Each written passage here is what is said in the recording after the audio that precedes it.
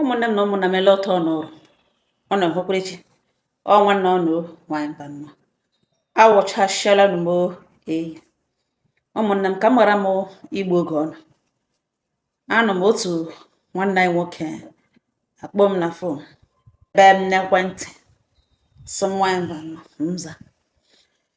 ya sị m na m were akụkọ unu gbotowara ya ụmụnne n'ihere na o megbuole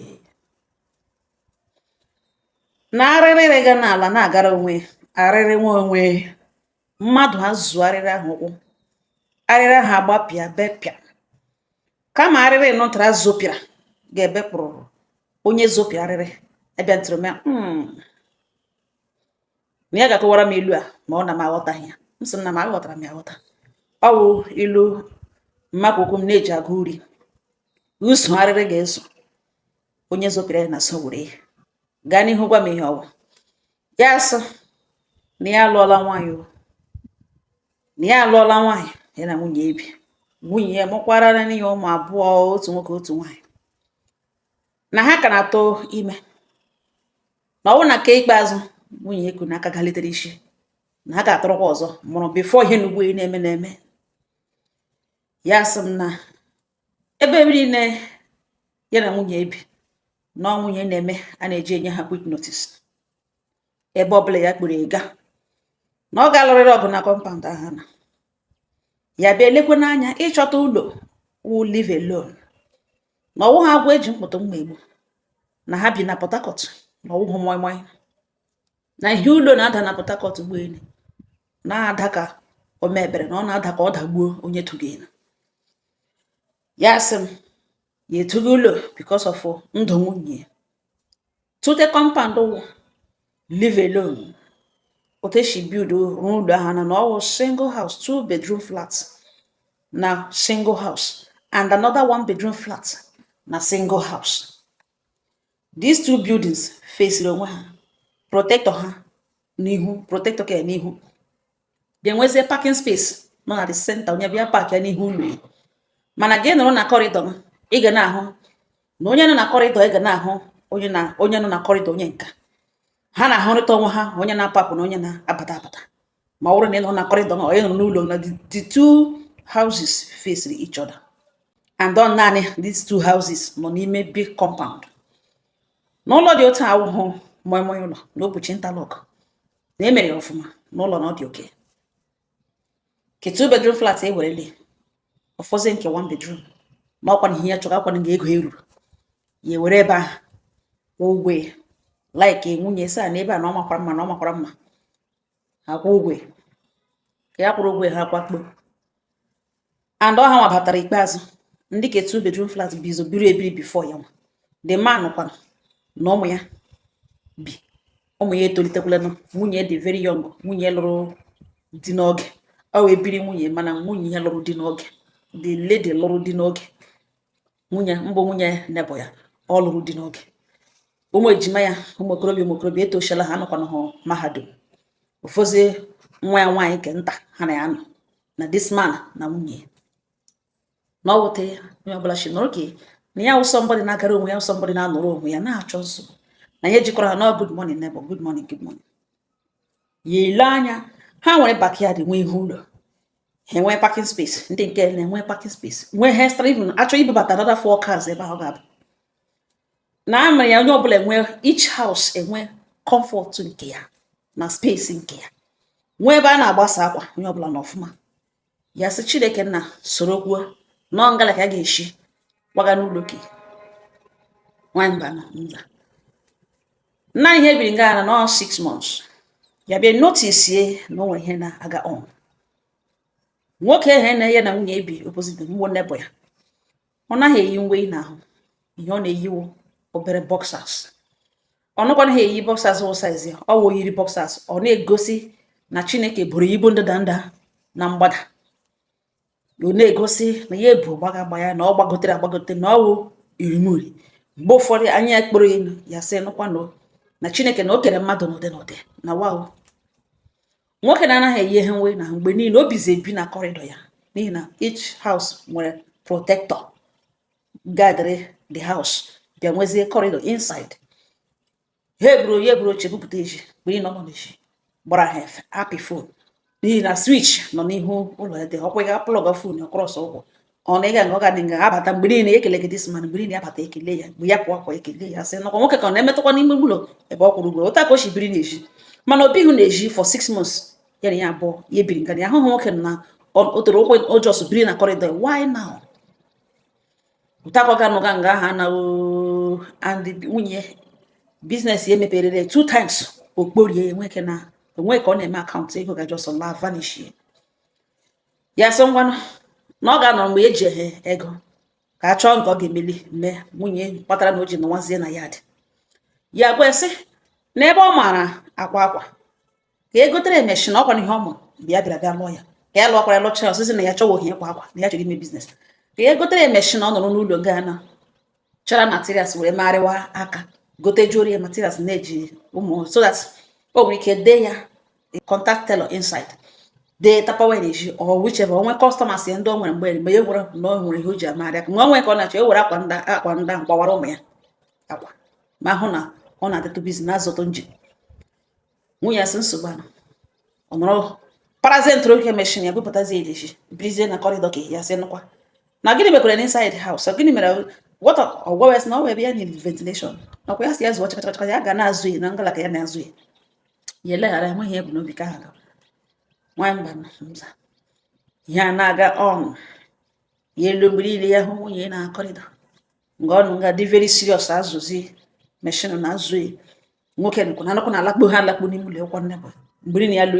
ya ga-ekele nwoke bifo nabata n'ime ụlọ mgbe niile ọ nọ n'eji ọ ga-anọ nga rie nri ka ọkọtụ onye nga rie ka ihe nga ka ọ na enweghị ọ na-arụ sef ya ma enwe mgbe o ji akwa eri ya na-ebu ihe niile ụzọ abọchị ihe agagide ọnụ enweghị ihe ya sọspetịrị enweghị ihe gara rọng enweghị ihe ahụ wụ ihe ga-ekwesịrị ọnọdụ ọ n'ihe yiri ihe nwere ike ibute ajụjụ enweghị ihe dị ụta na ya nọzi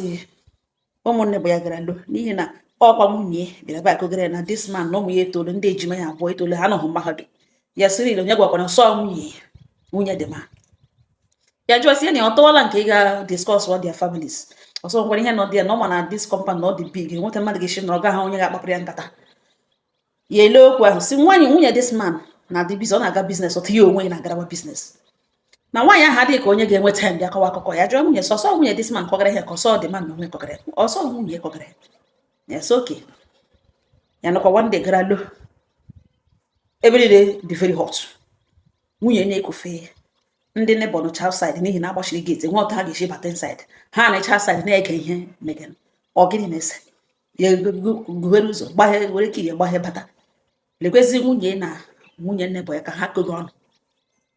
ha akụga mana bịa fọ ha anọ ha akụga na alụgwene kewa ọgụ bifo baezie n'ike ọnụ dis man egwurikwana oche baezie n'ime ụlọ ya lọtazi hụ ya na-eji dadi ya bata onye ahụ nwunye ke na paseji di ya na owu di ya nwunye ke na paseji ga-azụ ya na ya bụ ha na-eme change of words onye ọbụla n'ime ya jọsọ gịnị mega what is going on ka ihe na-aga ebe ọ n'ebe a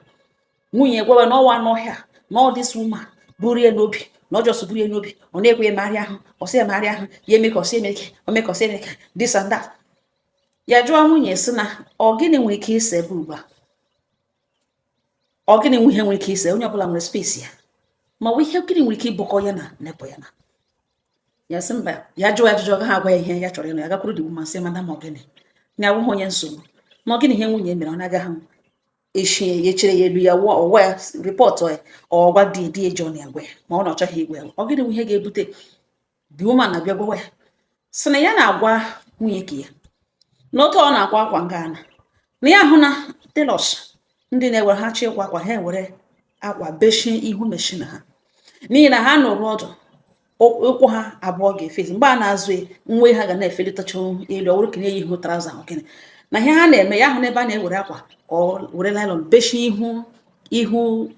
ihu meshin ha so that enweghị ihe dị private kwesịrị na-ekwesịghị ihe ị ga-ahụ ma ọ na ilewe mgbe ọ na-azụ meshin ahụ na mgbe niile nwunye na-awọ ọzụwa meshin o meghe echicha ụkwụ ya baa echicha ụkwụ ya na-azụ and ọbịa ya just yiri nnọọ pure white pant wewe nnọọ tere ya oye na-azụ ya bịa gwa ya na nwaanyị ibe ya and o fesịrị ha niile na ofesi ha na ọ ma na di ya na like nọ n'eji taa na ya pụtara today hụ ihe mege na otu o shi nọrọ na otu ezi eshi ele gị ya like ya cross ọ ga-agwa si biko na ya get to onwe ọfụma lee ihe mege ọ si ya na ebe a ka di ya kwụrụ ụgwọ ụlọ na ya nwa repeat ye cross boundary bịa gwa otu ga-eshi anọ n'ụlọ na katekpa ọ ya anya ọ dịka o chere ya eche ọ dịka ọ ga-bụ ya ọnụ nga nọ na-ekwu destin di ya nọrọ nga banwere korozie efe pụwa mgbe ọ hụrụ na di ya pụọla oshizegohezie protector bịa na-abịa atụ ya aka n'ọnụ ya nwakwala nwa next time bịa ha bịa wụọ nọ n'ụlọ ya wee otu ga-eshi anọ n'ụlọ ya kpochapụ ya aka ọ banye ọgụ nọọ ihe sị ga na-enwe ihe ọzọ ya jụwa nwunye si ihe nwaanyị kwuru na ọnụkwara nwunye si na ihe ahụ o kwuru ya nwa onye na-anụghị ya ma ọwa ọnụ ihe nwaanyị kwuru na nwaanyị ahụ nwere right ịkrọs bịa gwa ya otu ga-eshi anọ n'ụlọ di ebe ya na-akwụ ụgwọ ụlọ ebe ya na di ya na-akwụ ụgwọ o kwesịrị ịkrọs bịawa na ọ nwere ọ dị insecured ya ọ nọrọ n'ụlọ ya ebe ahụ wụọ na ọ dị ya were plasta mma die n'anya gwa ya na-ajụ nwunye soke na ya nwaanyị a were plasta mma die n'anya bara nwunye ka ewe onye ọ dị oke ihe were ọha eshi otere ya ohe nwunye ya si ya agwachakwala ya na ya kwa ya gwara si ya chọrọ ya biznes ndị o mepegara ya wọkọ ọ pụtara na ya ga-ebeli ha anọta biznes ebe ọ si ya zụọ meshin ya zụọla meshin ya were iwe buru meshin nụtara bukpo n'ime ụlọ luz wee kwashia ya paaki ya si ya zo ha kwala kama ọ ga-abịa izu were otere were mba ụwa ọhịa na ọ zohara nwunye esi akụkọ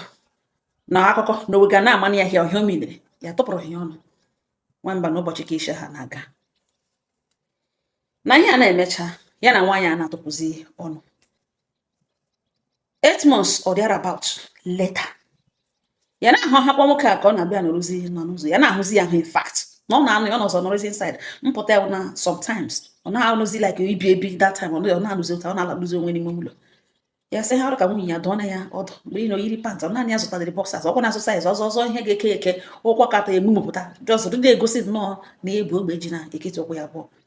nsogbu ahụ ebikoro na ya nọzi 2 weeks ago ụmụ ejima this man by then ya amatala ha amatara ha na-ekelekwa ha na-ekele ha ekelekwa na ha dị mkpa otu nna akpọ ya na fon no introduce na ya wụ nwa nebo ya one of the twin boys in fact na ya na-ejima ya nọ ngala ụgbọelu na ha chọrọ ka ọ bịa mere ha explain ihe kpatara nọ papa ha ji were ego ha ọ ga-eji kwọrọ ha ụgwọ skuul for 2 semesters nọ mma ha taga ahụ ha akwụga ụgwọ skuul ha mpa ha na-akọ stori ha amaghị na ọwụ nwunye na-abịa nara mpa ha ego ọ ga-eji kwụ ụgwọ skuul nwere bịa shiere eri ọ na-eriju afọ ya so what nonsense ke nonsense ọ na-akọ n'ọnụ gịnị ka ọ na-akọ na onwe nsọpụrụ na-ele nke papa ha na-enye nwunye ya ego were bịa shie were ego skuul enye nwunye were bịa shiere eri ya dị ya ka na idol man ya yiri elezi man na gịnị ka ọ gagasịrị ọ gịnị kpatara o ji ekwu ihe dị ụtọ ọ sị oke na ihe mere n'ụwa na nga a na-eshi agụgụ mgba na lanode na ya gbaiga fon ya ka ha switch over to video call before ekwucha ya makpole na video call kọ ya ka kpo ọ connect ya na-ele nwunye ka ọ gba oto from head to toe ọ gba oto nọrọ ọdụ chịkọ ụkwụ ya ọnụ bido ha si madam welite ihu elu ma ọ nwere ịma okwu agaga otu o kwesịrị na o welite ihu elu ka di ya ọhụ ya na-emekweghị ya kidnap na ha nga ọ bịakwara na property papa ha n'ụlọ ha ka ọ bịakwara ya na-ele nwunye ya sị ha biko ha were fon ruo nso ha were fon were na-agarị ụtọ vidio ka ọ na-ejizi ma ibe otele nwunye igosi na nwunye na ọkpa ọtọ complete jikwa na enwe nwunye ebe ọ pakịrị dantụrụ jizi ntụrụ small one fom tara ata small obere fom tara ata ụmụ skuul na-eyuzi na dormitory tara ata ka ọ gbotoro na ala nga ha na jizi nwe nwunye ebe efe odide tọọ na ya ma na keke ike becha ọha bịa jizie papa ha mpa mụrụ ha ebe ha kere eriri gbotowe ya mpa ha na-agwa ha na ya ga-edisown ha na ha ya nwa ka ha disgrace ga na ya ga-edisown ha si ya mgbe rutere na that part a ga-ama ihe ha ga-eme ha na-eji mpa ha ebe kere eriri gbotowe mpa ha na onwe ka ịgbakwa otoke yitie jụọ sị ele ebe webe ka location we ha wee na ọ nọghị anywhere around ebe ha bi nọ nọ far ọ wee ebe a ga-agba moto aga at least n'irute ebe ahụ ọ ga-etake not less than 30 minutes ya sị ha were fon nye nwunye ya jụọ nwunye sọ gịnị ka o mege nga ha na nwunye si enwe much ya ga-ekwu na awụ na ya dị sorry. Ya were phone ya gwa ha sị na ele ihe ha chọrọ ka eme ụgbọelu. Ya gwa ha sị na enweghị ha chọrọ ka ya mee na awụhụ na ụta anọ mma ha kwụrụ ha ụgwọ school first and second semester na ọwụ right mpa ha kwụrụ ha ụgwọ school na mma ha taga ahụhụ too much na mma ha reziri ha mgbe ha nọ from primary school na mpa ha enweghị ọ na-eme na mma akwụgidere ụgwọ tiri ha gụchaa secondary school pụta o ruo ka mpa ha nwetara ihe ọ na-eme nwee ọrụ ọ na-arụ kama ọ ga-asọpọtụ mpa ha ma na ọ nwunye nebe ka ọ bụrụ dị mọnị na-agachi ya n'aka na ya ejiri nwayọ cool down kaụntụ ego 2 semesters send ara ha ka ha release ere nwunye ọlawa na ha sịkwanụ ọsịkwanụ ọ ga-eme no problem na ya nweghị ike ime na ya ga-agwa igbo ya yiri nwe ihe mee gịnị lowe mana ha ma ebe ha ga-aga ire nude ya reta ezigbo ego were refund mma ha na ahụhụ ọ tagara mma ha taga ahụhụ too much na ebe a nwunye nọ na sweat mama ha na papa ha na mmanya aka na arụ erufu ole tijuo edoors tijuo windows tinyere ọfọ painting ma few things waya ya ọkụ ọgwụla ihe ọfọrọ mama ya ahụhụ ya nọ n'ụlọ a ehibed na this house ọ wụrụzie nwunye ga-abịa ebe a bidina papa ha na ha achọghị ikwu oke okwu na ele ihe o kwuru ya gwa ha sị na agwa otu onye hụrụ na-eyi eke na ọwa ego ole ka ha sị ya weta ya ekwu ha sị ngwa na o jide na ha nọrọ ebe ahụ ka ya kpọọ nwanne nwunye ya mana o jide money. The people agwa ha sị na ha dịghị afraid o na ha chọọ ha bịakwa with police ha gaa na police station mee involve police na police bịa ebe na-eme ha arrest na ha na ọ mpa ya kele ọkpọkpọrọ nwunye ha na before ha bịagide ya na ha hụ na ihe ha nọ it's not like ị gara gagide ha gbahọta ebe a no na enwere the main video ha ji na ha gidere ha on the act na ha ma ntọrọ kamera na ha o tele ihe full of pampa ama na ihe ha hụ ebe awụ first time na ha nwata elu ya wee telute ebe a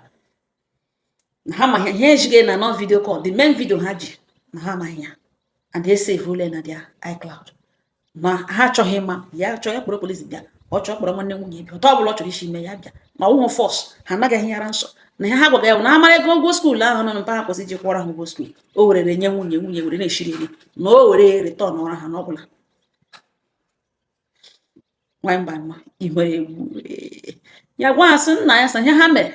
ọ wụrụ ya nwere ọhịa ga-eme na ha kulo dan nọrọ na onye ga-eweta the money na ngwa ọ na-abịa igbo ile na ha nọrọ ebe a ha pụkwara in the next 30 minutes na ha ga-anọ ebe a na ote ka eshiri gbapụ ụsọ kpoo nwanne nwunye ke diọkpara ke na-akọba nwunye mgbe niile every time ya gwakwana ihe nwanne nwaanyị ma ọ na-agwa esi ya ga-edozi ụlọ ya mgbe niile ya gwakwana ya si ya tọkọtụ nwanne nwaanyị na-agwa esi mgbe niile ike ọ ka adị ya na ọ bụrụ na ya lụjole ya kpọlata na ọkwa nna ya ọ chọrọ ịlụ na ya chọọ wee work on his home na ya onwe ya lụkwara nwaanyị na ọgwụ ote ka ya na-eshi aga ripọtụrụ mgbe niile nwaanyị aga emarị ahụ na nwanne nwaanyị aga emarị ahụ marị ahụ mgbe niile ripọt abịala ka ya gaa kpọọ ya oji anya bịa ahụ mmegharị ahụ nwanne nwaanyị marị ya kpee na fon sọ bịa na nsogbu dị n'akịrịka ọzie sọ gịnị ya gwasị ya bịawo na nsogbu dị n'akịrịka na nsogbu dị n'akịrịka nwanne nwunye asị na ọ na ọgwa ya na ya abịa dị busy ya yiri ya lazy person ya na nọ n'ụlọ ya gwa ya sị ya eji agwa ya ugbo na ọwụ na ọbịawa ahụ na ndị ji nwanne ya nwaanyị ebe ọ gara gị ịkwa iko ọ gbara otu ebe ahụ eji hụ n'uri eji ha na ya na ebe ahụ asụ enwere ego akpọga ha asụ bịa ụmụaka ọ gara gị nara nna ha ji ebe ahụ na ọwụkwa ha gị na mana ọ chọkwa ka e were polisi ga ha sị na ha chọọ ji ha jiri polisi bịa no problem ọ ya ka ya this man gbara bịa si asị gịnị ya gwa ya sị lekwe ihe ya kpasha ha ipk kọlụ si ọbịawala ọdịladị ọdaret ya ha ahụzie na nwanne nwa nke nwunye ahụzi nwanne nwoke si biko na ekwekwala ka ihere abata n'ịntanetị na ekwekwala ka ihere ya abata n'ịntanetị nwanne nwoke ajụwa si megakwana gịnị ebe ahụ ya sị na ọwa kọrọ ekwensị ya bata ka ya kọwarịa onye ka ha niile ha abụọ ya na nwanne nwoke ha gwokoro gawa sị ka hapụ ime nwe polisi involve ka a gawa erutela nga anọ ntara nwanne nwoke sị na ya agaghị ehụ nwanne nwaanyị ebe ọ gba ọtọ ya ahụ na enough na ha yiri ya kewa akwa bifo ya na-abata ebe ahụ ha sị ya madam ọ ya bịa yiri akwa ya yiri ngwe ihe papa ha ka nọkwa n'eriri ga-ekiri eriri gbakwa ụtọ o yirile na uwe pụta bido ihu n'ala n'ebe nwanne nwoke ajụwa sọ gịnị wụ ihere ka owe n'ọwụ idleness ka ọ sụrụ ya na ya na-agwazi emepere ya ihe na ọgwụ ya emepere ya na ọwụ temptation nwanne nwoke sọ no idleness mere ọwụ ha agụrụ mere ya ekpide ịhụnanya no idleness mere ọwụhụ na ọrịa ga-arịa ga-ahụ ha ego eji agba ya n'ụlọ ụmụ ya eji ha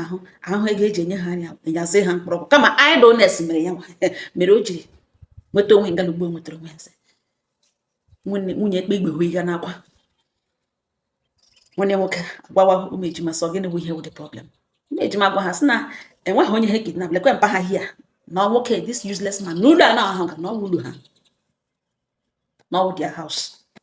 na ego eji n'ụlọ a na 75 to 80% of ego ụlọ uwe rụkwa ebe na ọwe mama ya taka ahụhụ too much na mgbe mpa ha na mma ha mgbe ha na-eto eto from primary ruo secondary na mpa ha enweghị ọrụ na mma ha ji ego biznes na-agbagharị mgbe ụfọdụ ha bịa ga-enyere ya aka na shop na mma ha zụgidere na primary zụọ secondary o ruo ka o nwetara ego ezigbo ọrụ na company just once ka ọ kwụrụ ha ụgwọ ka ha bara na mahadum ọ kwụọ ha ka ọzọ na mma ha atala ahụhụ kuru osuso fese wee kwụọra ya na nwanne nwoke ụgwọ school first and second semesters not knowing that na nebo ya onye ọ gaghị agwa ha that na ọbịbịa nwaanyị a bịara ebe a na ọ bịara ebe a free enweghị ihe nyere na ihe ha na-agwa ya wụ to avoid ihe gara ngọ na ha ọmarala anya na ihe nọ na technical age na ha na-eme n'ike na achọ ime n'ike ha ma ebe a ga-ewere vidio ha enwetara this man n'elu enwetara papa ha n'elu this woman na ha ga-ewere the video na enweghị ha send this man na kemgbe o jiri ya na ha jiri ihe ọ na-ewetara na disgrace ha akpọpụla ebe abụọ na ihe chọkacha na ọwụ ya na nwunye ndị mmadụ kedụ na ọka atọ nwunye na ọka atọ na ihe ya chọrọ igwe ha wụ na ha mara ego 2 semesters ahụ nọ mama ha kwụọra ha wit anya mmiri wit ire gold ya ire property belongings and jewelries were kpakọrọta wee kwọrọ na ha kpakọ the money ọnụ nye asha ha kwa ha again kporo nwunye ha kporo nwanne ha gbawa the man ajụ ọsọ kwa na ego ole ka a na-ekwu okwu ya ụmụnne m ụmụaka kpoo millions ole ha sọwụ ihe papa ha rikowerela na ha achọghị evidence ihe ha achọghị ịma na ihe ha mawụ na ọwụ ha maka mpa ha kwụkwago ụgwọ salary ọ natara kemgbe ha many months si nye ha ego ahụ and ka ha ga-eshikwe n'ime bịa cleanse this house na mma ha ga-atacha ahụhụ nwaanyị ọzọ married woman na bịa bịa defile ha this house nwanne nwunye ese na ha ewepụta ego ka imejie okwu ka okwu anwụ ebe a ekwughị ụmụnne m okwu ebe ya nụrụ ngana mere ha transfer ha video wekwe ya si lekwekwe mgbe ị ga-enyechakwa ego n'ugbo gawa na police station na ọra nsọ na ọkwa họrọ nsọ na ha nwa ihe ha ji na ọkwa udo ochie na enwe onye achọghị disgrace ha ma na ọwee mọta na achọghị disgrace the man asa don were na ya nna ihe ha kwuru kelekpere ha na ya were m oso were iche were ihe a mee ka ọ escalate ya mma banya na nwanne ya nwaanyị trendwala n'ịntanetị kwute ọtọ ma gịnị ya ya nwa ji ha ụgwọ na ha gbalịala ya ewere ego nta mee transfer nwunye eyiri nwe ihe ha hapụgazie ha na mpa ha ebe ahụ wụrụ ha gara tụashia ya wụrụ gịnị ọ wụzi leta oge mgbede ka mpa ha gara lụrụ ya egbo n'ime ụlọ onye ka nwunye hichara mgbe oge nwoke ajụwa sị lee the way forward ugbo ọ jụwa ya sị the way forward how the way forward na ụdị gịnị kwana na nwanne ya nwaanyị na marriage na ọbụla na ụmụaka sị ha hụrụ ya papa ha n'elu mama ha and o tele ihe bewere na ihe na-awụghị mbọ n'ole anya ọ ga-ahụ fom dị mmanụ tara ebe aka na ọbịa bịa agwọrịrị ma nwunye ya eji ego ịlụ ugbu a ka ya ma ihe kpatara na o jiri baa nwunye disman ọgụ o sochara n'iwe ụmụaka ha jiri mee ihe ha mere na ọsị ya way forward gị na ọ kpọrọ nwanne ya nwaanyị na ọ belụọla ya na straight ụlọ nna ya ga-akpakọ onwe ya ọnụ return ọrụ ihe ya kwụrụ n'isi nwanne ya oge nwoke agwawa ya sị the reason ya ejiri kwụ ụgwọ ahụ because of ụmụ ya ụmụ nwanne ya nwaanyị ụkwa na ụmụ nke ya n'ihi na ihe ụmụaka kukuru ọ bata n'ịntanetị na ụmụ nke ya eto echi na ihe nwere dịkwara nwunye na ya nwa kpọkara aka ọnụ kpochapụ ihe ihu ahụ na ya kwesịrị si dụọ nwanne ya nwaanyị ọdụ ka ihe ya hapụ iripit onwe mana o kwesịghị end the marriage ya jụwa says who na onye kwuru na ọ bụrụ na o kwesịghị end that marriage na o kpo ego nwunye ka ya rịa ya elu na ọhịa ga-esettle this matter na ọ gara ugbo na ọ gwa nwunye na enwere mata na at hand na oge nwoke lụrụ nwanne ya nwaanyị so the only way nwanne ya nwaanyị ga-eji nọrọ n'ụlọ ya na ya ga-eji biriwo na ya bịa ka ya rịa ya elu na o kpo ego nwunye ya ka ya rịa ya elu ya rịala ya elu gwarịrị elu na ọwụ ihe a ga-ewe echeta ya mara na ọwa nwa ya mara na ihe ahụ ọ si erie yes na ya onwe ga-erikwe na ọ gaghị asavụ ya ihe ọ na-aga eriri na ya kpọrọ nwanne ya nwaanyị na ebe a ga-aba ha nwaanyị mba nnọọ nwanne nwunye na-arịọ nwanne nwunye echi ebe a nwunye na ọnọzi n'ụlọ o buole ngwongwo because ya make sure of that na o buole ngwongwo ọnọzi na nlezie ihe mere nọ na enwere test oge nwoke sendere ya na in as much as ya bupụrụ ihe ihere ahụ na ya onwe na ya matat na the reason ya jiri kpọwa ya nwoke ya onwe ya chọkwa ha ka ihe ihere ahụ bata na ọ bụrụ dat na ya ga-ebu ibu ahụ elon kwa ụgwọ ahụ ego ole ha ụta ahụ elon receive nwekwa nwanne ya n'ụlọ nna ya asị onye welara ewela na ya ka ego ahụ a na-abụọ return ọrụ ya half ọ ya emeghe na ya n'obi ya gwawesị ya nwa ihe na ya n'obi ọ ga-eme na ya ga-aleke ka ewepụta okwu a ka ọnụ ihe ahụ na ya na obi na nwanne arịa anaghị return na nwanne ya nwaanyị na nwanne ya mechiri ihu na ya sị ya na-alụgo onye ọ bịara bịa belụ na nwanne ya ọgwesọ nwunye ka ya bịara bịa belụ egwesị nwunye ya anya ụdị ụta ahụ aga a promiscuous nwunye nwaanyị agaghị awụ nwunye na nwaanyị mba nọ na-asị ya na ya send ya half of the money na ya mara na ya alụchana kpụlatara ya nwunye kpụlatara ya nwanne ya nwaanyị ya eme ihe na ya n'obi ya na ha agwakwala ya na ọhịa sị ka ya gbotụwara n'ugbu a na njikwa n'ụlọ na ọwụ ya nyenwe half of the money for the sake of ụmụ ya call off the marriage ka ọ ya pụta bupụta the matter still call off the marriage one night ga-enye n'ụlọ suggest godiri ya mana ọ bụrụ ma marriage ya na nwaanyị ahụ na ọgwụla na ogoyi mbak na onye emekwelesị gbara na onye kwula aga ebe anyị a na-ekwu okwu ya na ọ si ya nye half of that money ya kwụrụ n'isi ya ejiri belụ nwunye before ya na-akpụlatara ya nwunye ka ahụ rụzie nke kọvara ihere opụpụrụ n'ebe ụmụ ya nọ na m jụta elu na ọ wụrụ gị gakwụ ụdịka ego a ụmụnne m ajụjụ a wee jụ m isi m wee sị nna m anọ na m ihe ikwu mana anaghị asụ nwaanyị ri ime ị ga-egbu ya n'afọ ime gị gwacha gị si agwakwala di ya ịgwa nwaanyị ri ime na ị ga-egbu ya n'afọ ime gwazie ntụrịsị agwakwala di ya ele ebe a kọrọ ụdịka akụkọ ahụ ebe okwu abatala na a ga-eme ihe nọ n'obi ma ihe nọ ya n'obi ọ ga-eme ị maghị ihe ọ chọrọ ime na ihe na o mere na otu o si emere ya n'obi at this point secure that matter from coming to the internet space man. It can't stop the truth, it can't stop the discussion. It's very very important. O ruole mgbe ị ga-akpọ ụmụnne nọ ndị obodo nọ gwa ha ihe mere nọ n'ihi na ewelawa nwaanyị agachịsọ gịnị ka o mere ọ dị important ka ị gwa ụmụnne m silekwa ihe nwunye m ndị ka ụmụnne ya dịkwa na agwa emekwe police involve ya etiga aka n'akwụkwọ n'ihi na ime nwunye na ọwụ secret. At this point naanị Chineke na duga ruo na mma this man ewepụla ndụ nọ nwunye ya alaghachikwa back to ụlọ kam ya eshi ebe ahụ kpakpọrọ ụmụ ya pụọ zawazie nwaanyị isi ekpe danụ nwaanyị ewelara n'ụdị a. So you are endangering your life. Ebe video ọ ga-abịa n'ịntanetị ọbịa ọ gaghị abịazi mana it can't stop the discussion of what happened. Ị ga-agwa ndị obodo ihe mere na iji chọọ elu ha sịzizi wetazi evidence this and that akpọzie ụmụaka ahụ